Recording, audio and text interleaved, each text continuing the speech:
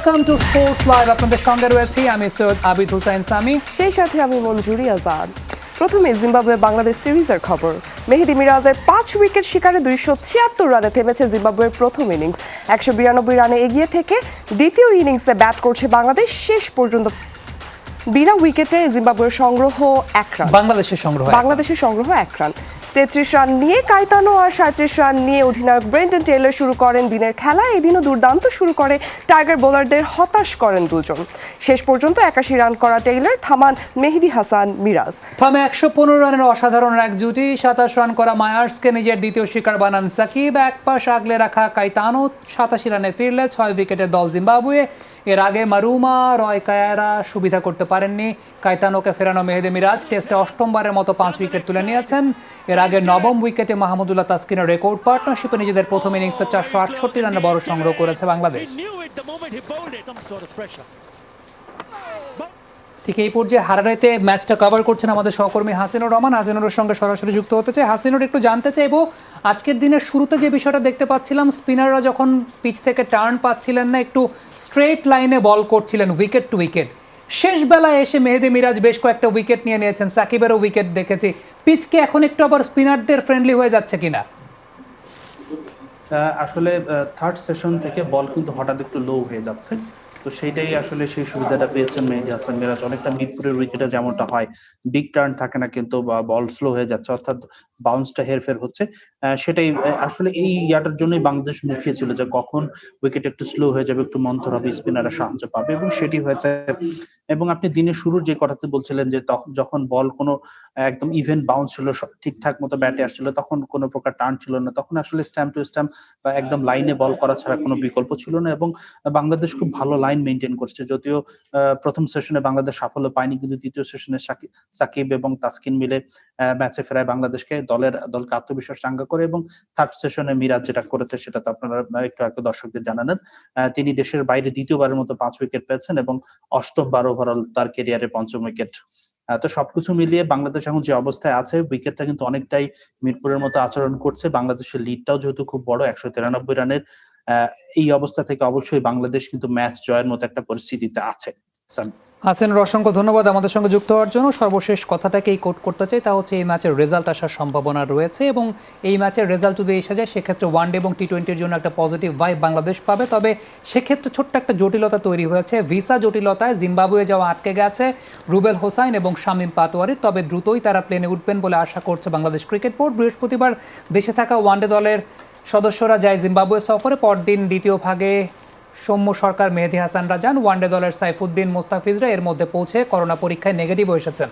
কিন্তু যেতে পারেননি রুবেল হোসেন ও প্রথমবার ডাক পাওয়া শামীম পাটোয়ারি। জিম্বাবুয়ের ভিসা অফিসের ও জটিলতার কারণে এমন হয়েছে বলে জানা গেছে। তবে 2-1 দিনের মধ্যেই সমস্যার সমাধান আশা করছে বিসিবি। 16 জুলাই অনুষ্ঠিত হবে 3 ম্যাচের প্রথম ওয়ানডে।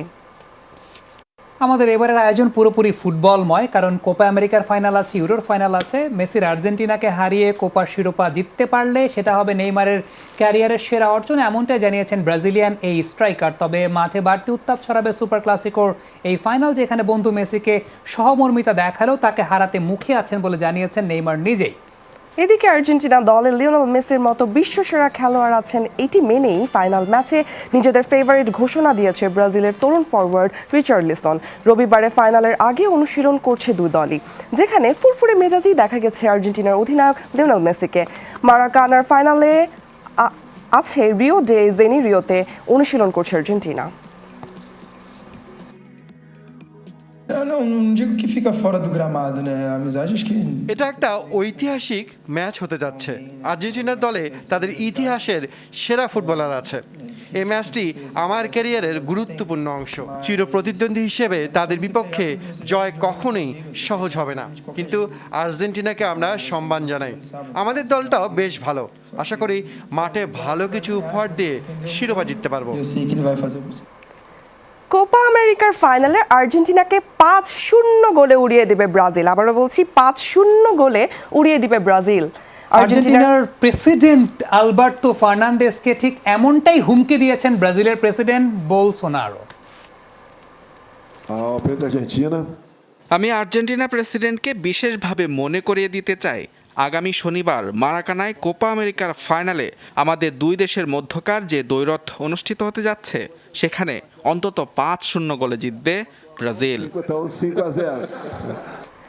এবারের যে বিষয়টা বলবো সেই বিষয়টা আমরা কেউই একেবারে কাম্য করি না। খেলাটাকে খেলার মধ্যে রাখাটাই ভালো। খেলার যে তর্কযুদ্ধ সেই খেলার তর্কযুদ্ধটা খেলার মধ্যে থাকাটাই ভালো। আর্জেন্টিনা ব্রাজিল ছাপিয়ে মারাকানার উত্তাপ এখন ব্রাহ্মণবাড়িয়ায়। ফাইনাল ঘিরে গ্রামীণ সংঘর্ষের আশঙ্কা করছে জেলা পুলিশ। তাই রোববার বিট পুলিশের 116টি টিম মাঠে কাজ করবে। এর মধ্যেই সংঘর্ষে আহত হয়ে হাসপাতালে ভর্তি হয়েছেন আর্জেন্টিনার 3 আর ব্রাজিলের 1 সমর্থক। সেই সংঘাতের খবর আবার জায়গা করে নিয়েছে আর্জেন্টিনার গণমাধ্যমেও। কি ভাবছেন কোনো ক্রিকেট মাঠের দৃশ্য? এমনটা ভাবলে পরের দৃশ্যেই ভুল ভাঙবে। দেখতে পাবেন রাজা বাদশাদের আমলের ঢাল বল্লমের লড়াই। যে লড়াই জায়গা করে নিয়েছে আন্তর্জাতিক গণমাধ্যমেও। শুধু তাই নয়, মেসির দেশ আর্জেন্টিনার গণমাধ্যমেও ফলাও করে বলা হয়েছে এই লড়াই সংঘাতের কথা। আর্জেন্টিনা ব্রাজিলকে কেন্দ্র করে ব্রাহ্মণবাড়িয়ায় ছড়িয়ে পড়া সংঘাতের কথা বলছি, সেটি বলার অপেক্ষা রাখে না। তুচ্ছ ঘটনা, আধিপত্য বিস্তার কিংবা পূর্ববিরোধ নিয়ে গ্রামীণ সংঘর্ষ ব্রাহ্মণবাড়িয়ায় নতুন কিছু নয়। সাম্প্রতিক সময়ে কোপা আমেরিকার জোয়ারে ভাসতে গিয়ে সেটি দেখা দিয়েছে আবারও। নিজেদের দলকে এগিয়ে রাখতে তর্ক, হাতাহাতি, অবশেষে লাঠিসোঁটা নিয়ে মাঠে নামা, যার ফল এর মধ্যেই আহত হয়ে হাসপাতালে যেতে হয়েছে 4 জনকে। গোয়েন্দা পুলিশের আশঙ্কা বড় সংঘাতের, তাই তো এবার কঠোর অবস্থানে পুলিশ। সংঘর্ষ ঠেকাতে বাড়ির বাইরে খেলা দেখায় নিষেধাজ্ঞা দিয়েছে জেলা পুলিশ। জনপ্রতিনিধি যারা আছে, স্থানীয় যে গণ্যমান্য ব্যক্তি, তাদের সাথে কোঅর্ডিনেট করে যাতে কোনো অবস্থাতেই বাহিরে বড় পর্দায় অথবা কোনো ওপেন স্পেসে খেলা দেখানোর কোনো সুযোগ না থাকে। ফাইনাল খেলাকে ঘিরে সংঘর্ষে না জড়ানোর অনুরোধ জানিয়েছেন ফুটবল প্রেমীরা। কোনো রকম মারামারি অথবা কোনো ধরনের সৃষ্টি না হয়, আমরা সেটা চাই। খেলাধুলা ওটা উপভোগ আমরা বিনোদনের জায়গায় বিনোদন হিসেবে রাখবো। ব্রাজিল আর্জেন্টিনার উত্তেজনা যেন অতিমাত্রায় আমাদের মধ্যে ছড়িয়ে না পড়ে, সেটা আমরাও প্রত্যাশা করি। ল্যাটিন আমেরিকার দেশ, এরা কিন্তু ঠিকই এদের খেলাটা খুব এনজয় করতেছে। আমাদের মাঝখানে আমরা এনজয় করব। সংঘর্ষ ঠেকাতে বিট পুলিশিংয়ের 116টি টিম মাঠ পর্যায়ে কাজ করছে। সেই সাথে স্থানীয় জনপ্রতিনিধি ও গণ্যমান্য ব্যক্তিদের সহযোগিতাও চেয়েছে পুলিশ। মামুনুর রশিদ, যমুনা স্পোর্টস। আবারও বলি, খেলার মাঠে দ্বৈরথটা খেলার মাঠেই থাকুক, সেটা ব্যক্তিগত কোনো সংঘর্ষে কিংবা ব্যক্তিগত কোনো আক্রমণে না যাক, সেই প্রত্যাশা আমরা করি। কারণ ভাই, দিন শেষে এটা তো একটা খেলা। প্রচুর সমস্যা আছে আমাদের দেশে যেগুলো নিয়ে আমরা কথা বলতে পারি, যেগুলো আমরা তুলে ধরতে পারি। সেই জায়গাটায় লাতিন আমেরিকার ব্রাজিল আর্জেন্টিনার তারা মুখোমুখি হচ্ছে, খেলাটা খেলার মধ্যেই থাকুক না। যাই হোক, আমরা সেই খেলার যে কথার যুদ্ধ, সেই কথার যুদ্ধের জন্য আমন্ত্রণ জানাতে চাই। ব্রাজিল এবং আর্জেন্টিনার 2 জন সমর্থক আমাদের সঙ্গে যুক্ত রয়েছেন। জাফর হোসেন, তিনি একজন ব্রাজিল সমর্থক। ইশরাত নাভিদ চৌধুরী, তিনি একজন আর্জেন্টাইন সমর্থক। আমি একটু জাফরকে দিয়ে শুরু করতে চাই। জাফর, প্রথমত ব্রাজিল কেন কোপা আমেরিকার এবারে শিরোপা জিতবে? আপনি কি এক্সপেক্ট করছেন? আর্জেন্টিনার কি দুর্বলতা আপনার চোখে পড়েছে? আমার কাছে মনে হয় যে নামের ভার এবং দলের যে শক্তি, দুটো দিক যদি আমরা চিন্তা করি, ব্রাজিল এই মুহূর্তে অনেক এগিয়ে থাকবে। সর্বশেষ কোপা আমেরিকার চ্যাম্পিয়ন ব্রাজিল, এবং ফাইনালে জিতার যে প্রেসারটা এই ব্রাজিল দলের ভিতরে, এই প্রেসারটা নেয়ার ক্ষমতা অনেক প্লেয়ারেরই আছে। বিশেষ করে নেইমার যে ফর্মে আছে, প্লাস ব্রাজিলের যে ডিফেন্স, আপনি দেখবেন যে ফাইনাল ম্যাচগুলোতে কিন্তু অত বড় ব্যবধানে কেউ জিতছে না, সবাই খুব ছোট ছোট ব্যবধানে জিতছে। এবং এই কোপায় কিন্তু গোলের বন্যা তেমন একটা হয়নি। সেক্ষেত্রে আমি মনে করি যে ব্রাজিলকে এগিয়ে রাখার যথেষ্ট কারণ আছে ফাইনালে। তবে আমি আর্জেন্টিনাকেও ফেলে দিতে চাই না, কারণ ওরা ফাইনাল পর্যন্ত এসেছে যথেষ্ট মানসিকভাবে শক্ত। এর আগে বেশ কয়েকটা ফাইনাল হেরেছে, ওরা যে কোনো ভাবে এবার ট্রফিটা জিততে চায়। তাই ব্রাজিলকে সতর্কভাবে খেলতে হবে, সতর্কভাবে খেলেই জিততে হবে। আর যেহেতু ঘরের মাঠে খেলা, ব্রাজিল একটু হলেও হোম অ্যাডভান্টেজে এগিয়ে থাকবে। এই মারাকানায় ব্রাজিলের প্লেয়াররা, তাদের যারা খেলছে তারা অতীতে অনেকবার খেলেছে, এই মারাকানা সম্পর্কে তাদের ভালো আইডিয়া আছে। হোম ভেন্যুতে খেলার কারণে ব্রাজিল কিছুটা হলেও অ্যাডভান্টেজ পাবে আমি মনে করি। আমি একটু ইশরাকের কাছে আসি। আমি বিভিন্ন জায়গায় দেখছি যে অনেক ব্রাজিলিয়ান সাপোর্টাররা বলে যে আমি ব্রাজিলিয়ান সাপোর্টার হলেও তারপরও আমি মেসির জন্য চাই এবারে কোপা যাতে আর্জেন্টিনা জিতুক। একজন আর্জেন্টিনা সমর্থক হিসাবে ব্রাজিলিয়ানদের এমন মন্তব্য আপনার কাছে কেমন মনে হয়? Thank you for having me on the show first of all. And যেই ব্রাজিলিয়ান সাপোর্টার এটা বলেন, দে আর অল লাইং। এটা আমাদের বুঝতে হবে, ওনারা একটু মিথ্যা কথা বলছে, জিনিসটাকে একটু ভদ্র রাখার জন্য। কিন্তু মেসি পার্সোনালি, ওই জাফর ভাইয়ের কথা যদি আমি আসি, লজিক্যালি ফুটবল অ্যানালিসিসের ক্ষেত্রে চিন্তা করলে অবশ্যই ব্রাজিলকে এগিয়ে রাখা হবে, কারণ ইন্টারন্যাশনাল টুর্নামেন্টে home advantage is a big factor. যদিও এখন মাঠে দর্শক নেই কোপা আমেরিকায়, বাট স্টিল মারাকানাতে খেলা হচ্ছে, এটা ব্রাজিলের জন্য অনেক বড় একটা ব্যাপার। অ্যান্ড এই ব্রাজিল টিমটা অনেক বছর ধরে তারা একসাথে খেলছে এবং খুবই ব্যালেন্স একটা টিম। তাদের প্রতিটা পজিশনে, স্ট্রাইকার বাদে অলমোস্ট প্রতিটা পজিশনে বিশেষ সেরা সেরা খেলোয়াড়রা খেলেন। আর এই আর্জেন্টিনা টিমটা এখন যেই স্কালোনির যে নতুন টিমটা বানিয়েছে, এটা সম্পূর্ণ নতুন একটা কোর। এরা আরো নেক্সট ওয়ার্ল্ড কাপে হয়তো আরো ভালো পারফর্ম করবে, এটা আমরা আশা করছি। কিন্তু যদি ওই মনের দিক থেকে, ইমোশনাল দিক থেকে কথা বলতে হয়, প্রবাবলি আমি লিওনেল মেসিকে এত ভালো খেলতে তার এন্টায়ার ক্যারিয়ারে খুব কমই দেখেছি। হয়তো সেই 2008-এ ইউনাইটেডকে হারানোর সময়, 2014 সালের মেসি সোয়ারেজ নেইমার ট্রায়ালের সময়, অ্যান্ড এখন he has been absolutely unreal. খুবই ভালো খেলছে মেসি। অ্যান্ড তার সাথে যেই মিডফিল্ড ইঞ্জিন আছে, রড্রিগো, ডি পল, লো সেলসো, তারাও ভালো খেলছে এবং সারপ্রাইজিংলি নতুন ডিফেন্সটাও ভালো খেলছে, specially the new goalkeeper.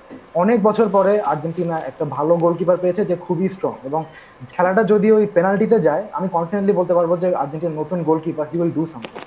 So সবকিছু মিলে আসলে আমার মনে হয় যে একটা হাড্ডাহাড্ডি লড়াই তো ডেফিনেটলি হবেই। অ্যান্ড আশা করবো যে ব্রাজিল সাপোর্টাররা বলছেন যে তারা মন থেকে চান মেসি একটা ইন্টারন্যাশনাল ট্রফি জিতুক, তাদের কথাই যাতে সত্যি হয় এবং মেসি যাতে একটা ইন্টারন্যাশনাল ট্রফি জিতুক। Well, let's hope for the best, let's hope for the best team to win. Ishraq এবং জাফর দুজনকে আমাদের সঙ্গে যুক্ত হওয়ার জন্য অসংখ্য ধন্যবাদ। আশা করছি পরবর্তী কোনো একটা সময় আপনাদেরকে আবারও আমরা এই অনুষ্ঠানে যুক্ত করতে পারবো। ভালো থাকবেন প্রত্যেকে।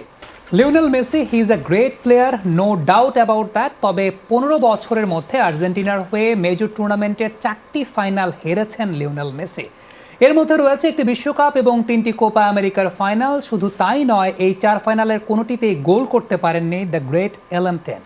ক্লাব ফুটবলে বার্সেলোনার হয়ে মুড়ি মুড়কির মতো শিরোপা জিতলেও আর্জেন্টিনার হয়ে বরাবরই ব্যর্থতায় মোড়া ফুটবল জাদুকরের ক্যারিয়ার। বার্সেলোনার হয়ে জিতেছেন 35টি শিরোপা। এর মধ্যে রয়েছে ক্লাব পর্যায়ের সবচেয়ে বড় শিরোপা উয়েফা চ্যাম্পিয়ন্স লিগ, তাও 4টি। হয়ে জিতেছেন অলিম্পিক স্বর্ণ, তবে সেটি তো আর জাতীয় দলের হয়ে নয়। কোনো অভিশাপে কি পড়ছেন মেসি? ক্রীড়াঙ্গনের বিখ্যাত অভিশাপের নাম বিলি গোটকার্স, যা 71 বছর স্থায়ী হয়েছিল যুক্তরাষ্ট্রের মেজর লিগ সকারের দল শিকাগো কাপসের জন্য। 1945 সালে উইলিয়াম সায়ানিস নামের এক দর্শক তার পোষ্য ছাগলটি নিয়ে খেলা দেখতে যান শিকাগো কাপসের। ছাগলটির জ্বালাতনে সায়ানিসকে মাঠ থেকে বের করে দেয়া হয়। ক্ষোভে সায়ানিস অভিশাপ দেন শিকাগো কাপসকে। সেই থেকে 2016 সাল অবধি শিরোপা জেতেনি কাপস। 71 বছর পর কেটেছে সেই অভিশাপ, শিরোপা জিতেছে শিকাগোর দলটি। তবে কি মেসির ওপরও আছে এমন কোনো অভিশাপ? গত 15 বছরে জাতীয় দলের হয়ে 4টি ফাইনালে হেরেছেন তিনি। ফাইনাল 1, 2007 কোপা আমেরিকার ফাইনালে ভেনেজুয়েলার মাটিতে মোটেও দুর্বল ছিল না আর্জেন্টিনার দলটি। মেসি, তেভেজ, রিকুয়েলমে, আয়ালার মতো খেলোয়াড় থাকার পরও 4 মিনিটেই ব্যাপটিস্টার গোলে লিড নেয় ব্রাজিল। আয়ালার আত্মঘাতী আর দানি আলভেজের আরেক গোলে 3-0 জয় পায় ব্রাজিল। ফাইনাল 2, 2014 বিশ্বকাপের ফাইনালে 113 মিনিটে মারিও গোমেজের গোল বুক ভেঙে দেয় আর্জেন্টিনার সমর্থকদের। মারাকানার সেই ফাইনালে হিগুয়াইনের অবিশ্বাস্য এক মিস শিরোপা জিততে দেয়নি মেসির দলকে। বিশ্বকাপ জেতে জার্মানি। ফাইনাল 3, তৃতীয়বারের মতো কোপার ফাইনালে ওঠে চিলি। আর প্রথমবার শিরোপা ঘরে তোলে সান্টিয়াগোর ফাইনাল টাইব্রেকারে জিতে। টাইব্রেকারে 4-1 গোলে হেরে 2015 সালে ফাইনালে পরাজয়ের হ্যাটট্রিক পূরণ হয় LM10-এর। ফাইনাল 4, কোপার শতবর্ষের আসরে বছর না ঘুরতে আবার দেখা হয় দুদেশের। আবারও গোল বন্ধাত্ম, মেসির দলের হয়ে গোল বের করতে পারেনি কেউ। 2016 সালে এসে আরও একবার ক্লাউদিও ব্রাভোর কাছে হারে মেসির আর্জেন্টিনা। টাইব্রেকারে চিলির কাছে 4-2 গোলে হেরে ফাইনালে পরাজয়ের হালই দেখেন মেসি। মেসির দুর্ভাগ্য, তিনি নিজেও ওই 4 ফাইনালে কোনো গোল পাননি, কাউকে দিয়ে গোলও করাতে পারেননি। রোববার ভোরে মারাকানার ফাইনালে স্বাগতিক ব্রাজিলের হয়ে গলা ফাটাতে পারবে না সাম্বা ব্রিগেড। দর্শকহীন স্টেডিয়ামে চাপমুক্ত মেসি কি ফাইনালের গোল বন্ধাত্ম ও অমোঘ ট্রফির অভিশাপমুক্ত হতে পারবেন? Manzur Morshed, Jamuna sports. Euro football খেলা দেখানোর নাম করে মানব পাচারকারী আন্তর্জাতিক চক্রের সন্ধান পেয়েছে আইন শৃঙ্খলা বাহিনী। গ্রেফতার করা হয়েছে তাদের বাংলাদেশি এজেন্ট আব্দুল আউয়াল ইমনকে। একদিনের রিমান্ড শেষে এখন তিনি কারাগারে। দ্বিতীয় দফায় 18 বাংলাদেশিকে রাশিয়া পাচারের সময় বিমানবন্দরের পুলিশ তাদেরকে আটক করেছে। ফেসবুকে গত কয়েক মাসে no flight no fee slogan দিয়ে বেশ কিছু বিজ্ঞাপনী ভিডিও আপলোড করা হয় helpline tours and consultancy HTC নামের প্রতিষ্ঠান থেকে। চমকপ্রদ সেই বিজ্ঞাপনে আগ্রহী হয়ে ওঠা ব্যক্তিদের দেখানো হতো চলতি ইউরো চ্যাম্পিয়নশিপের ফ্যান কার্ড দিয়ে ভিসা ছাড়া রাশিয়া হয়ে ইউরোপ যাত্রার প্রলোভন। গেল রাশিয়া বিশ্বকাপেও টিকিটের বিপরীতে পাওয়া ফ্যান কার্ড দিয়ে ভিসা ছাড়াই যাওয়া যেত রাশিয়াতে। এবার মানব পাচারকারী একটি আন্তর্জাতিক চক্র ইউরো চ্যাম্পিয়নশিপের ভেন্যু রাশিয়াকে কেন্দ্র করে ফাঁদ পেতে বসে। যেই মানুষগুলো যায়, যাদেরকে নেওয়া হয়, তারা কিন্তু এই প্রসেসগুলো সম্পর্কে খুব ভালো জানে না, যে কীভাবে নেওয়া হবে, কোন তো দালাল চক্র যারা রয়েছে তারা কিন্তু জানে যে কি করে এই সময়টাকে কাজে লাগাতে হয়। বেশ ঘটা করে ফ্যান আইডি দিয়ে এই প্রতিষ্ঠানটি প্রথম দফায় কয়েকজনকে নিয়ে যায় রাশিয়ায়। তবে বিপত্তি বাধে দ্বিতীয়বার আরও 18 জনকে পাচারের সময়। 11 জন বিকালে কাতার এয়ারওয়েজের ফ্লাইটে করে মস্কো যাবার সময় বিমানবন্দরে হাজির হলেও সন্দেহজনক গতিবিধির জন্য সেখানকার পুলিশ তাদের আটক করে। তাৎক্ষণিক জিজ্ঞাসাবাদে দলটির অনেকেই দিতে পারেননি কোনো সদুত্তর। সাথে সাথেই স্থগিত করা হয় তাদের স্বপ্নযাত্রা। পরে 12 June helpline tours and consultancy HTCর মালিক আব্দুল আওয়াল ইমনকে আসামি করে একটি মামলা করে বিমানবন্দর পুলিশ। রাশিয়াতে ভিসা করতে জেনারেলি হচ্ছে। এসবের মাঝে প্রথম দলের সাথে রাশিয়া সফরে থাকা পাচারকারী দলের মূল হোতা ইমন দেশে ফিরে আসেন 18 জুন। বিমানবন্দরেই তাকে আটক করে পুলিশ। আদালতের দেয়া একদিনের রিমান্ড শেষে তিনি এখন আছেন হাজতে। এরপর মামলাটি কাউন্টার টেরোরিজম ইউনিটের হাতে আসে 30 জুন। বিভাগটির দায়িত্বে থাকা অতিরিক্ত কমিশনার আসাদুজ্জামান যমুনা টেলিভিশনকে জানিয়েছেন, অধিকতর তদন্ত করে এই মানব পাচার চক্রের মূল উৎপাদন করতে চান তারা। ইমিগ্রেশন থেকে আমরা বুঝতে পারছি যে তারা এরকম ফ্যান আইডিতে কতজন লোক গেছে ইতিপূর্বে, এরকম একটা তালিকা আমরা পাই। মূল আসামি আব্দুল্লাহ ওয়ালকে পুনরায় রিমান্ডে আবেদন করেছে, এখনো রিমান্ড মঞ্জুর হয় নাই। তাকে রিমান্ডে এনে জিজ্ঞাসাবাদ করলে এটার মূল রহস্য উদ্ঘাটিত হবে। HTCর বিজ্ঞাপনের শুরুতে 2.5 থেকে 3 লাখের মধ্যে রাশিয়ায় খেলা দেখানোর কথা বলা হলেও যারা সেখানে থেকে যেতে ইচ্ছুক বা অন্য দেশে পালিয়ে যেতে চান তাদের কাছ থেকে নেওয়া হতো 8 থেকে 12 লাখ টাকা। বৈশ্বিক ক্রীড়া আয়োজনের নামে মানব পাচারের সংঘবদ্ধ চক্র এবার ধরা পড়লেও অতীতে এভাবে শত শত মানব পাচার করে হাতিয়ে নেওয়া হয়েছে কোটি কোটি টাকা। এমন তথ্য দিলেন দেশের অভিবাসন বিশেষজ্ঞ শরীফুল হাসান। সবসময় যে কোনো একটা অভিযানে কিছু লোক গ্রেপ্তার বা আটক হওয়া মানেই হচ্ছে আরও অনেক বেশি লোক হয়তো চলে গিয়েছে বা চলে যাওয়ার প্রক্রিয়া রয়েছে। এখন এইভাবে ইউরোকে সামনে রেখে কত লোক যাচ্ছে, আসলে যেহেতু এগুলো কোনো তালিকা থাকে না, খুব সুনির্দিষ্ট করে বলা যায় না। দেশের ক্রীড়া ও সাংস্কৃতিক অঙ্গনকে ব্যবহার করে এ ধরনের মানব পাচার রোধে কঠোর আইন প্রণয়নের দাবিও দীর্ঘদিন ধরে করে আসছেন সংশ্লিষ্টরা। অলক হাসান, যমুনা নিউজ, ঢাকা। আর এই ছিল আজকের স্পোর্টস লাইভে। এতক্ষণ সাথে থাকার জন্য সবাইকে ধন্যবাদ। বাই।